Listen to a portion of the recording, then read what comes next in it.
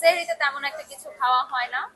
খেজুর, একটু দুধ, গরম দুধ খাই, এটা আমার ঘুমটাও ভালো হয় এবং সারাদিনের ক্লান্তিটাও দূর হয়ে যায়।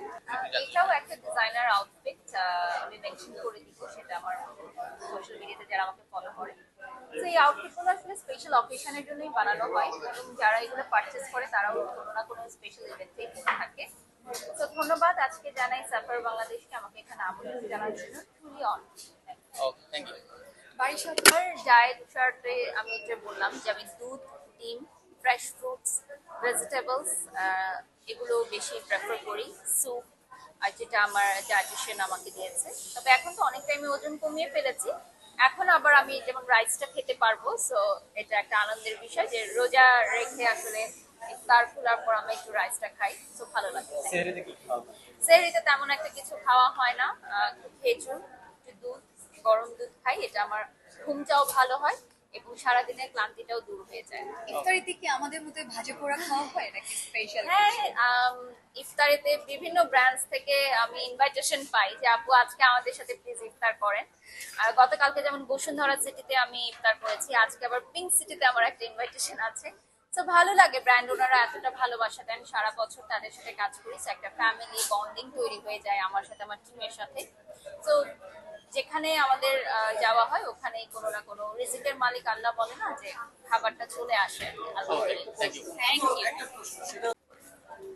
ফিটনেস আসলে শুধুমাত্র অ্যাট্রাকটিভ লুকের জন্য না, শারীরিক এবং মানসিকভাবে সুস্থ থাকার জন্য খুবই গুরুত্বপূর্ণ। যেমন আমি যখন অনেক মুটিয়ে গেছিলাম, আমাকে নিয়ে ফেসবুকে অনেক ট্রলিং হতো, অনেক নেগেটিভিটি হতো এবং নারীরাই কিন্তু নারীদের ভালো চায় না। নারীরাই নারীদেরকে নিয়ে ট্রলিং করে, তাদের শারীরিক গঠন, চেহারা নিয়ে কটু মন্তব্য করে।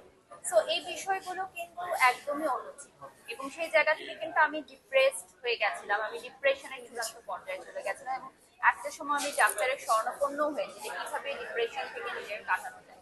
সো ডাক্তার কিন্তু আমাকে পরামর্শ দিয়েছে হেলদি লাইফস্টাইল, হেলদি রুটিন, পর্যাপ্ত ঘুম, পর্যাপ্ত পানি পান, ফ্রুটস খাওয়া, দুধ, ডিম, এগুলো। তো আমি যখন ডাক্তারের পরামর্শ মেনে চললাম, আমার ট্রান্সফরমেশন আপনারা দেখতেই পাচ্ছেন এবং আমি মানসিকভাবে এবং শারীরিকভাবে দারুণ ফিট রয়েছে। এই জন্য আমি আমার ডক্টর দিলরুবাকে অনেক অনেক ধন্যবাদ জানাচ্ছি। শেষ প্রশ্ন। আমি প্রতি বছরই আসলে বিদ্যানন্দ বা 1 টাকার আহার, যেটা আপনারা চেনেন, এটা তো ওরা খুবই ফেমাস ওয়ার্ল্ড ওয়াইড, কারণ তারা হচ্ছে সবচেয়ে বড় কড়াইয়ে এখন রান্না করছে, 1 লক্ষ মানুষের রান্না একসাথে করছে।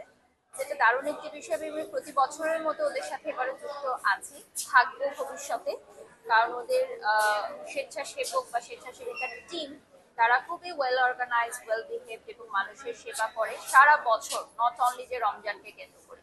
তো আমি আমার ছোট্ট মেয়েকে দেখাতে নিয়ে গেছিলাম এবং সামনে আমাদের আরো কিছু প্রজেক্ট আছে, যেটা আমার একটি ফাউন্ডেশন আছে, বিএচ ফাউন্ডেশন, সেখান থেকে আমরা সামনে ছোট বাচ্চাদেরকে যারা এতিম রয়েছে, বাবা মার কাছ থেকে দূরে থাকে, সুবিধা বঞ্চিত, তাদেরকে ঈদের পোশাক বিতরণ করব। সো এটা আমাদের টিম কাজ করছে, ইনশাল্লাহ আপনাদেরকে আমি আমন্ত্রণ জানাবো। এটাও একটা ডিজাইনার আউটফিট, আমি মেনশন করে দিব সেটা আমার সোশ্যাল মিডিয়াতে যারা আমাকে ফলো করে। তো এই আউটফিটগুলো আসলে স্পেশাল অকেশনের জন্যই বানানো হয় এবং যারা এগুলো পারচেজ করে তারাও কোনো না কোনো স্পেশাল ইভেন্টে থাকে।